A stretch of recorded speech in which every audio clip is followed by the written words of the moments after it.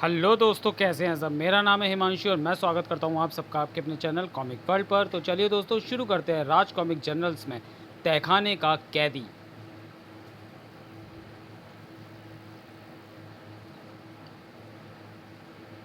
तहखाने का कैदी, लेखक तरुण कुमार वाही, चित्रांकन विकास कुमार, संपादक मनीष चंद्र गुप्त।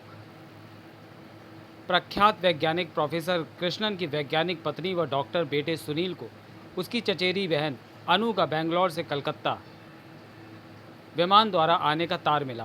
तार देखते ही मिसेज कृष्णन उलझन में पड़ गई, लेकिन सुनील ने उन्हें एयरपोर्ट जाने के लिए तैयार कर लिया। दोनों कार द्वारा एयरपोर्ट की ओर चल दिए। तुम्हारे परेशानी की वजह मैं भी समझ रहा हूँ माँ, लेकिन हमें अन्नू की कोठी के उस हिस्से से लेकिन हम अन्नू को कोठी के उस हिस्से से दूर रखेंगे।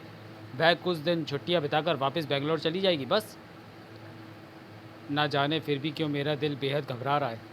बेटे, अन्नू बेंगलोर में एक प्राइवेट डिटेक्टिव एजेंसी चलाती है। अगर उसे ज़रा भी अपने अंकल की हालत की भनक लग गई तो। ठीक 7:40 पर मम्मी बह रही अन्नू 3 सालों में ही कितनी लंबी व सुंदर दिखने लगी है। लेकिन 3 साल पहले जब वह आई थी तो घर का वातावरण इतना ख़राब नहीं था जितना कि आज। ध्यान रहे मम्मी, अन्नू को उस रहस्य का पता नहीं चलना चाहिए जिसे छिपाने के लिए हम अब तक न जाने कितनी मुसीबतें झेलते आए हैं। मैं कोशिश करूँगी बेटे। कुछ ही देर बाद, हाय अनु, हाय सुनील। नमस्ते आंटी। जीती रहो बेटी। आंटी, पिछली बार जब मैं कलकत्ता से वापस आई थी तो कभी सोचा भी ना था कि अगली बार कलकत्ता आने पर अंकल से मुलाकात ना हो सकेगी। क्या अंकल का कहीं कुछ पता नहीं चला? नहीं, खैर छोड़ो इन सब बातों को। तुम सफ़र में थकी होगी। फ़िलहाल हमें घर चलना चाहिए। मुझसे कुछ छिपाया जा रहा है। फिर कस्टम से निकलकर वे घर की ओर चल पड़े। कोठी पहुंचते पहुंचते रात के 9:30 बज चुके थे। उफ, बेहद थकावट हुआ ही आंटी। केवल एक कप चाय या कॉफ़ी के बाद मैं तो आराम करूंगी।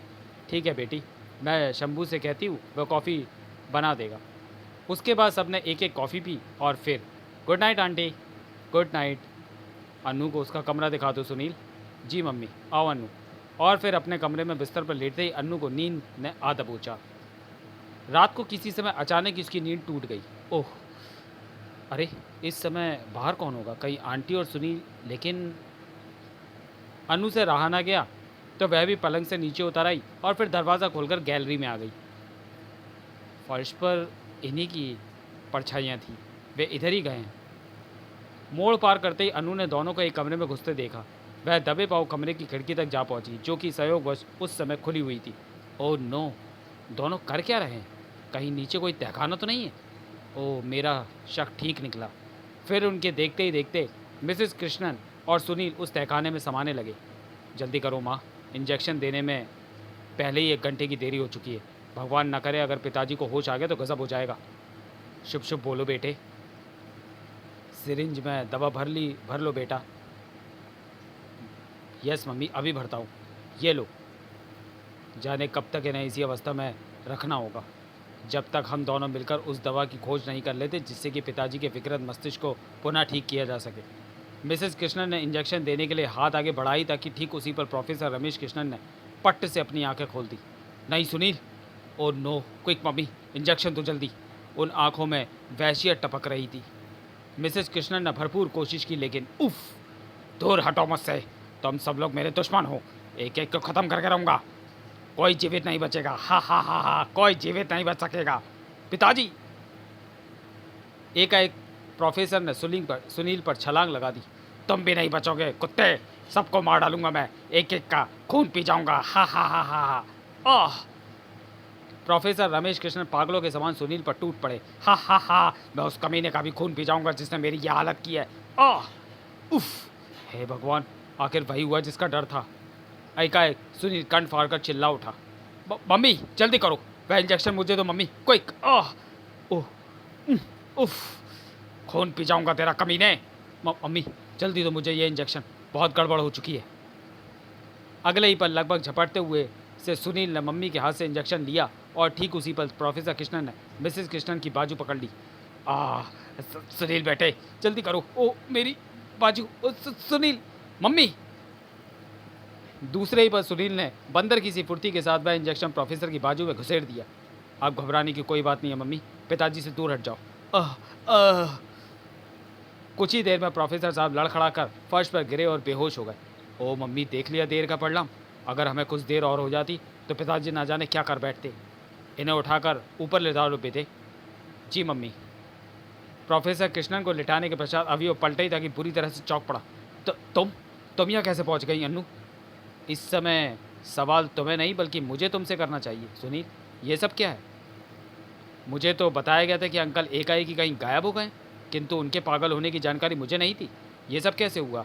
आंटी सुनील, प्लीज़ मुझे बताओ, अंकल की इस हालत के लिए कौन जिम्मेदार है?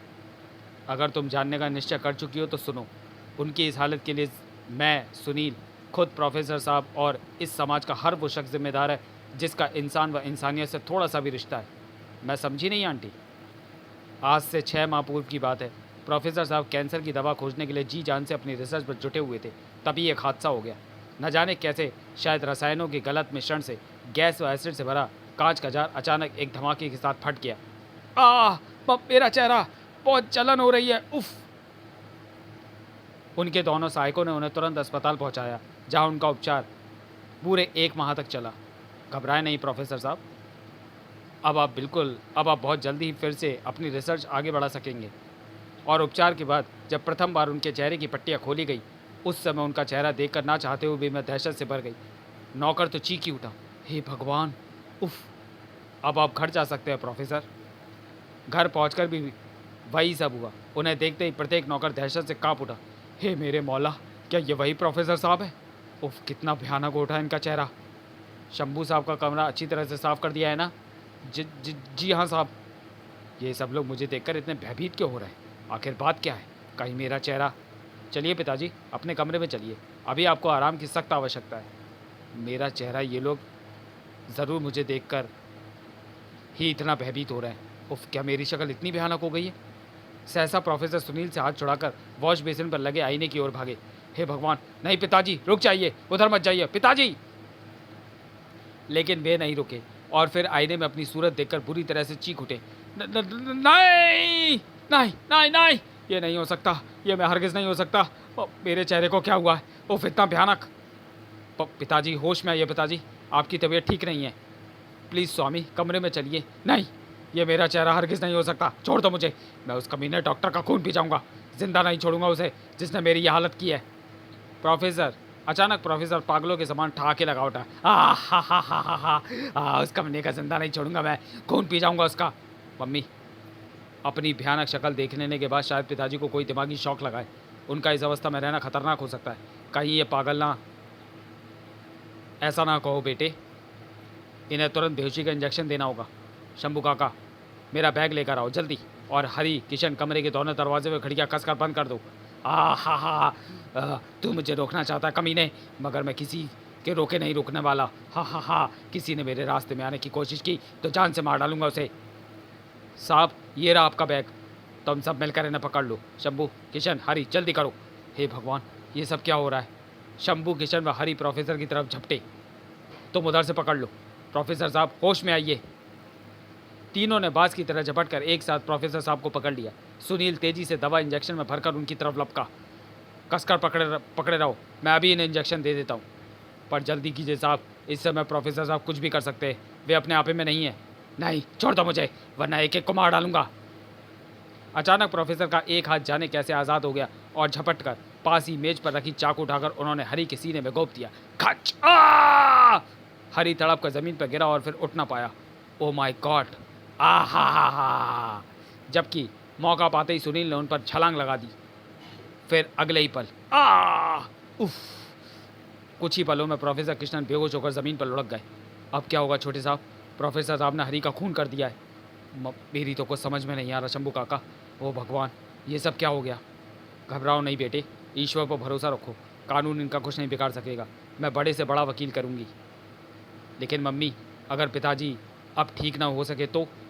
हौसला रखो बेटे, अगर हम ही हिम्मत खो देंगे तो फिर इस घर का क्या होगा? हरी की हत्या का मुकदमा प्रोफेसर साहब पर चला। मैं ये स्वीकार करता हूँ मिलॉर्ड कि मुजरिम कल तक एक प्रख्यात वैज्ञानिक था, लेकिन दुनिया का कोई भी कानून की कोई भी धारा किसी भी व्यक्ति को कत्ल करने का अधिकार तो नहीं दे देती। इसलिए मिलॉर्ड, इस व्यक्ति को कड़ी से कड़ी सज़ा मिलनी चाहिए ताकि वह दूसरों के लिए नसीहत बन सके। That's all your honour. Objection milord, मेरे काबिल दोस्त ये क्यों भूल रहे हैं कि मुजरिम की दिमागी हालत ना तो वारदात के समय ठीक थी और ना ही अब ठीक है। इस बात की पुष्टि सरकारी डॉक्टर भी कर चुके हैं। अतः योर ऑनर, अदालत को चाहिए कि अपना फैसला लिखते समय वह इस बात को मद्देनज़र रखे। मुझे यही कहना था। अदालत इस नतीजे पर पहुंची है कि मुजरिम की दिमागी हालत ठीक नहीं है। अतः अदालत मुजरिम का मानसिक चिकित्सालय में इलाज के लिए भेजने का आदेश देती है। हा, तुम सब पागल हो, मैं किसी को जिंदा नहीं छोड़ूंगा। हा। बस बेटी, यही कहानी है तुम्हारे अंकल की। तब से इन्हें लगातार बेहोशी का इंजेक्शन दिया जा रहा है और भोजन के रूप में तरल भोजन नसों द्वारा इनके शरीर में भेजा जा रहा है। हम लोग इनके इलाज के लिए दवा खोजने की पूरी चेष्टा कर रहे हैं, लेकिन ना मालूम वह दिन कब आएगा जब ये ठीक हो जाएंगे। लेकिन अदालत ने तो इन्हें मानसिक चिकित्सालय भेजने का आदेश दिया था, फिर ये यहाँ कैसे आ गए? मैं जानती थी कि तुम ये प्रश्न ज़रूर करोगी। हाँ अन्नू, पिताजी को अस्पताल ले जाया गया था, लेकिन एक दिन वार्डन की लापरवाही से दरवाज़ा खुला रह गया। पिताजी अस्पताल से भाग निकले, जिन पर संयोग से मेरी नज़र पड़ गई और मैं इन्हें बेहोश करके घर ले आया। बस ये तब से यही हैं। किसी को भी कोठी में बने इस गुप्त तहखाने का पता नहीं है, इसलिए यह बात हम तुमसे भी छिपाना चाहते थे। मेरे ख्याल से हमें अब चलना चाहिए, फिर सुबह होने पर इन्हें समय पर इंजेक्शन भी देना है। उसके बाद वे तहखाने से बाहर आ गए। फिर अगले दिन नाश्ते के समय, सुनील, तुम क्या समझते हो, क्या अंकल कैंसर का इलाज ढूंढ पाने में सफल हो रहे थे? वारदात से केवल 1 सप्ताह पहले पिताजी काफ़ी प्रसन्न दिखाई दिए थे। उन्होंने हमें बताया कि वे जल्दी इस दवा को खोजने में सफल हो जाएंगे। लेकिन तुम ये सब क्यों पूछ रही हो? इसलिए आंटी, क्योंकि मैं समझती हूँ कि एसिड वगैरह भरे जार का फटना, प्रोफेसर अंकल का पागल हो जाना, फिर अस्पताल से उनकी फरारी, इन सब बातों में ज़रूर कहीं ना कहीं गड़बड़ है। सबसे पहले तो मैं आपको ये बता देना चाहती हूँ कि मैं यहाँ केवल छुट्टियाँ बिताने नहीं, बल्कि अखबारों में अंकल के बारे में पढ़कर मामले की तह तक पहुँचने का निश्चय करके आई हूँ। तुम्हें ऐसा लगता है कि पिताजी किसी षड्यंत्र का शिकार हो गए? अभी तक के हालात तो यही कहते हैं। सबसे बड़ी बात यह है कि अंकल कैंसर का इलाज कुछ ही दिनों में खोज निकालने वाले थे। शायद यही बात अंकल की दुश्मन बन गई हो।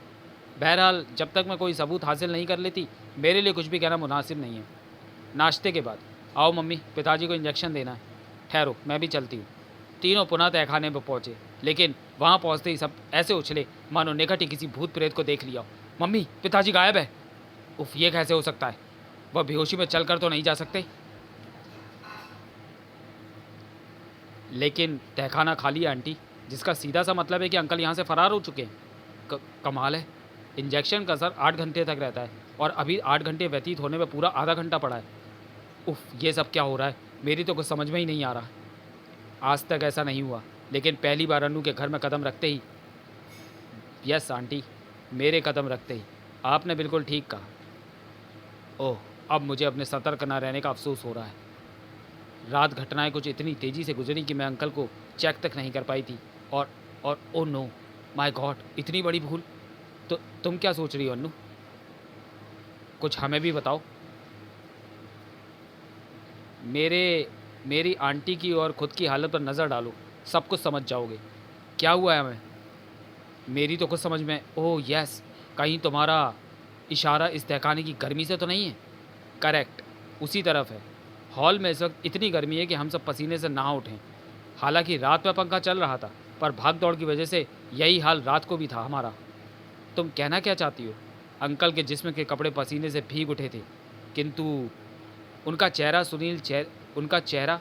सुनील चेहरे पर एक भी बूंद पसीने की क्यों नहीं थी, जबकि पूरे शरीर के साथ चेहरे पर पसीना आना भी स्वाभाविक है। अगर ऐसा नहीं होता तो इसका सीधा सा मतलब है कि चेहरे पर कोई मास्क चढ़ा हुआ है। इस हालत में पसीना मास्क के नीचे वाले चेहरे पर जाएगा। तुम कहना चाहती हो कि कल रात तक जो व्यक्ति यहाँ था वो मेरे पिताजी नहीं थे, बल्कि उनके मेकअप में कोई और था? इस समय मैं यही चेक करने आई थी सुनील, लेकिन अंकल फ़रार है। इसका और क्या मतलब निकाला जाए? उफ, मेरा तो दिमाग ही कुंद हो गया है। ना जाने ये लड़की क्या क्या कही जा रही है। तभी तो कहती हूँ आंटी, कहीं ना कहीं गड़बड़ ज़रूर है और मैं उस गड़बड़ का पता चला कर ही रहूँगी। तभी आई चीख की आवाज़, ऊपर गड़बड़ है आंटी, जल्दी मेरे साथ आइए। तहखाने से बाहर निकलते ही सब उछल पड़े। ओ माय गॉड, किसी ने शंभू काका का खून कर दिया है। कातिल! शंभू का इशारा मुख्य दरवाजे की ओर देखते ही सुनील बाहर लपका, जबकि अनु ने तेजी से शंभू को संभाला। ये सब किसने किया शंभू काका? जल्दी बताओ, कौन है कातिल? वो कातिल मुझे ठिकाना। इसी के साथ शंभू की गर्दन एक तरफ डुलक गई। तभी सुनील भी हताश सा वहाँ पहुँचा। बाहर कोई नहीं मिला अन्नू। मैं जानती थी, लेकिन समझ में नहीं आता उसने शंभू का कत्ल क्यों किया। कौन है वो रहस्यमय इंसान? फिलहाल तो पुलिस को फ़ोन करना ज़रूरी है, लेकिन क्या पुलिस को तहखाने के कैदी के विषय में बताना ज़रूरी होगा? नहीं। फिर अन्नू सुनील व मिसिर कृष्णा को समझाने लगी कि पुलिस के आने पर उन्हें क्या कहना है। तो चलिए दोस्तों, वीडियो को यहीं समाप्त करते हैं और मिलते हैं राज कॉमिक जर्नल में तहखाने का कैदी का दूसरे और अंतिम भाग में अगले वीडियो में। तब तक के लिए धन्यवाद।